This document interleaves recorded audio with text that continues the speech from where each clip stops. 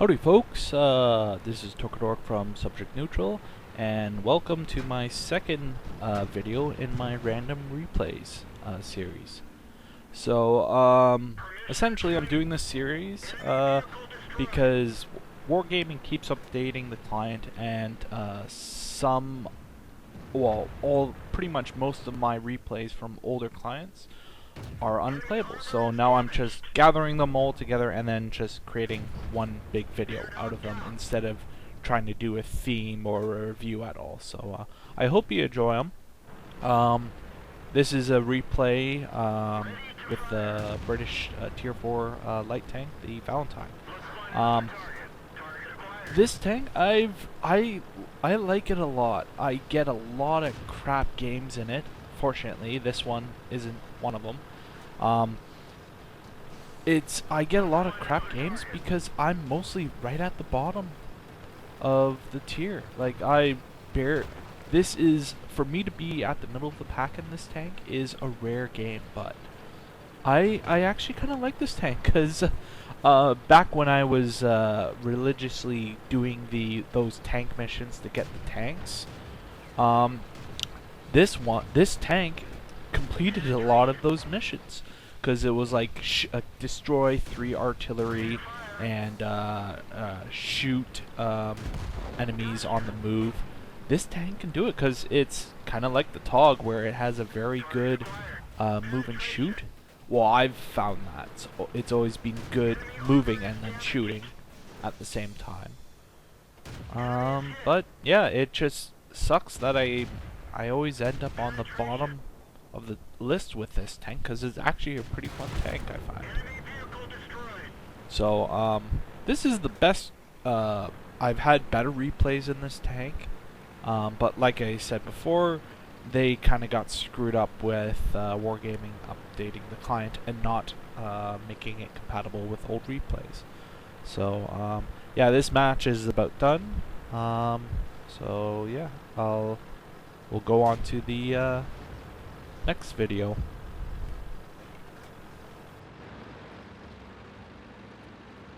So here we have the Matilda. It's the Tier 4 medium tank, and it's one of the first tanks I ever got an ace tanker mastery in. And it's not a bad tank, especially with the I think it's called a Little John attachment. It's pretty good. It's got decent armor, and the gun doesn't do a whole lot of damage, but you're guaranteed to 99% of the time penetrate anyone's armor with this gun. And you saw that little tracer, that was artillery. And funny thing about that is I had just read in the tips that they now send in with the maps loading, is that to locate enemy tanks is to watch their tracers. And I just took a pot shot to see if I could hit the artillery because I don't know where exactly he was because I was too concentrated on the Czech tank, the Panzer 35, I think it is, and the Chaffee. I just found that funny that I read that and then I actually see a scenario where I can definitely see where one tank is, and sure enough, that's exactly where the artillery was. So yeah, so back to the Matilda. It's a pretty good tank. 2 of those shots didn't go through because I was hitting I hit the mantle on the gun of the box tank there, the SU-122Y, I think it is, and then I bounced off of the T-34's side armor there. So, but most of the time, yeah, I fire this gun, it does some damage at least. But yeah, I've had, this isn't one of my best games in this tank at all. In fact, I think I only got mastery of the third mastery on it. But like I was saying with the Valentine, I lost those replays when Wargaming had to update the server.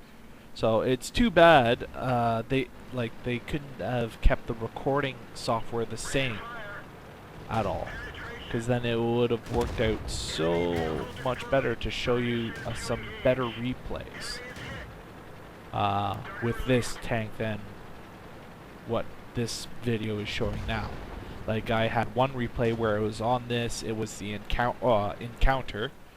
No, sorry, it was the defense, and yeah, I was just a rolling beast, just going through the streets, tearing up everyone, and I was defending too, so.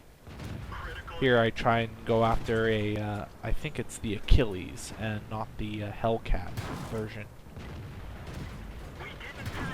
And, so yeah, like I said, I got taken out early. I could have probably had better positioning, but that's it for this video. And here we have the Archer. If you haven't quite figured it out yet, you can pretty much see that the replays in this video is essentially a bit of a British invasion. But yeah, the Archer, based off on the Valentine chassis, is it's actually quite a fun tank. I'm reversing here right now because the gun is actually mounted backwards on the tank, so it has a faster reverse than it does a forward. It still has 14 kilometers an hour, but it's better than the 8 it has forward. So, but it has a good gun. I think this is still the bottom tier gun. The I think it's a 6-pounder. Can't quite remember. And I had just unlocked the 17-pounder, so I'm sort of excited to start playing around with that.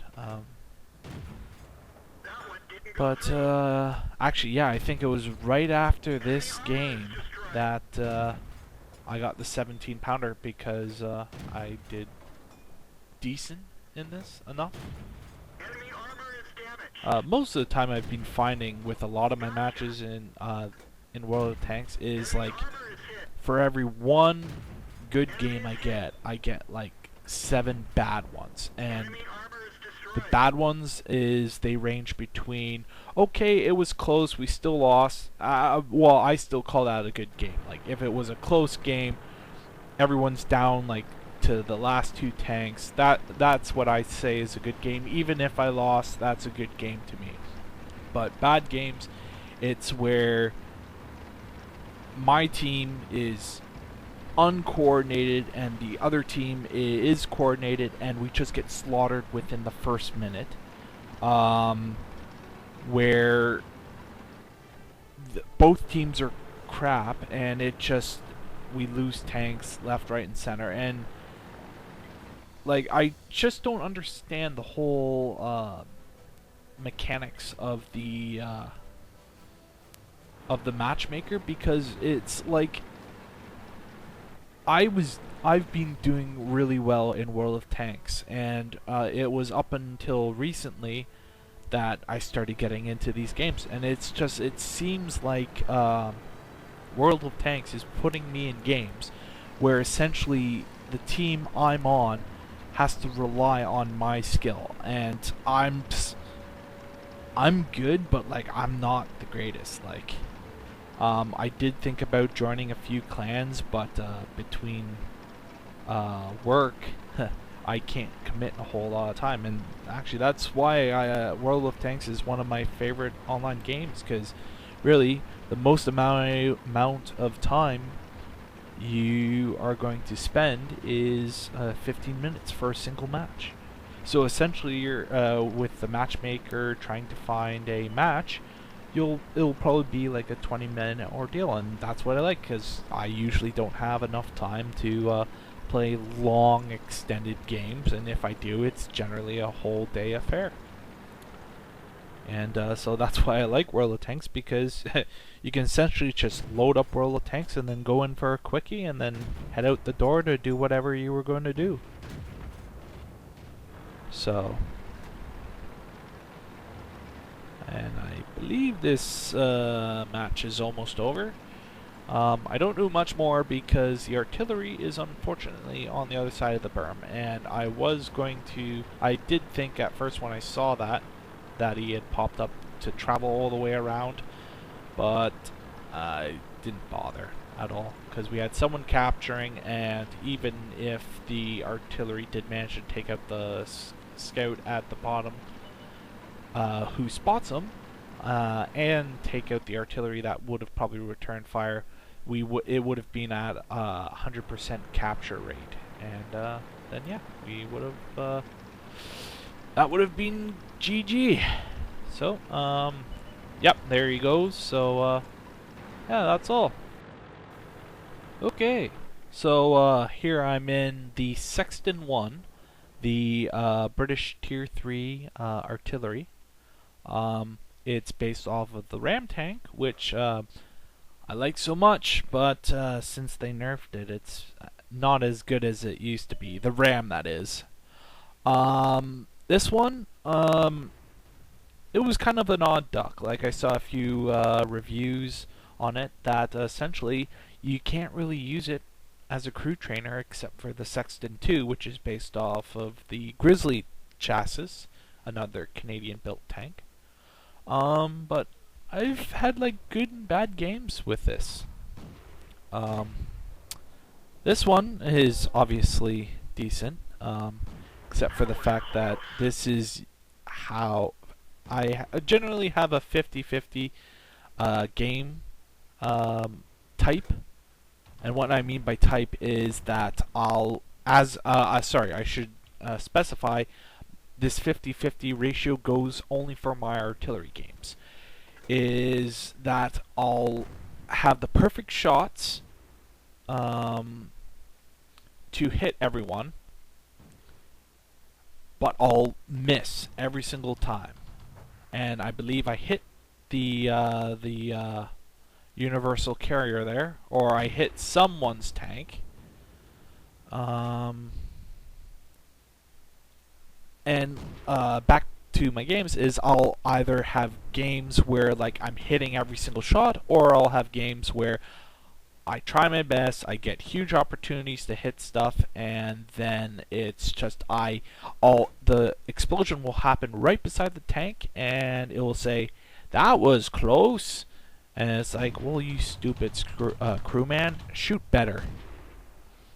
But yeah, so as you can see, I'm not having the best start in this whole match. Here I'm trying to get that universal carrier, and I try and lead the shot a little bit more. Perfect. And see, look at that. Like, that was right beside him. Like, the shrapnel would have killed that crew in the open top. And seeing that I'm the next person in line to be seen, I kind of do a bit of a retreat here. Thankfully, I have a brave guy with 17% health coming to help save me and help down this canyon area. And so I'm just driving back to where I can get some bush, and here of course I crash into a rock. Always smooth driving. But yeah, so now I just reposition myself. Also, this was a older video. It was one of the oldest replays out of the bunch I had. But this was when I learned a whole technique of like reposition after your shots. So and also this is when I also learned how to prioritize my targets. Because here that guy's coming up to go after that tank, and I'm just waiting.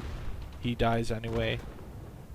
And then this is what I mean by prioritizing. Is that's a light tank. Like, anyone can take it. This is a T-18 tank. Tough armor. Well, it used to be tough, and now it seems to be like Swiss cheese. But I took it out in one shot, and now it's no longer a problem for any of the other tanks with low penetration. So that's what I mean by prioritizing targets. And as you can see, now my luck is starting to come with me, and I start one-shotting tanks. And so Here now we're losing by a fair amount, 3 tanks. This is, I think this was late at night that I played this match, and I just wasn't thinking the best at all, I guess you could say. And I made some poor tactical decisions with this. And that was a lucky shot. I was expecting that one to miss. But see, I go a little bit aggressive at this point in time, because the other side is 3 artillery, but they also have 2 light tanks and 2 tank destroyers. We just have a light tank and a tank destroyer, and 2 artillery, which one of them is me. And I spot the other artillery, and he's doing a smart move, running to the tanks for cover, and that obviously saved his bacon. I originally backed up because that was my natural instinct, but I did the smart move here by driving forward to get into use this rock as cover. And so now I miss, and he misses as well, and I believe, oh, okay, so he died well before I reloaded. I was gonna give that kill to the light tank behind me. Yeah, Garl Schnifter. This is where I did my mistake. I charged and I figured 2 of us will take the cap and then 1 would defend, and then hopefully we'd win the cap battle. But what I should have done was that we should have stayed defensive with being down, having a losing advantage of 3 tanks. And see that T-18, I think it is, he's met that martyr, and that martyr's concentrated on him just in time for artillery and another light tank to flank him. And this is where I went, oh shit, indecisive. Here I said defend the base and whatnot, and kind of split up our, again, another stupid mistake, because sending 1 tank to take on 3. It was, he sort of goes, has a bit of a smart idea, go on the cliff, kind of spot them for me, and then I'd probably do the artillery shooting. I figured, oh, they're capping and they've got 3 in the cap, so I take out this tank so he doesn't come up and give me some butt sex at all. But I see that counter's going up fast, so I figured, fuck it, I'm not gonna get up to the cap in time to make it count at all. So here I start turning around, and this is the unfortunate with low tier artillery, is that I line up, see that gray line that indicates my shot, is I'm out of range, and there's no way I can get in range in time, so I just go GG, and that was all. So yeah, that was that match. Hope you like these replays, and I'll get some more on later. See you, folks.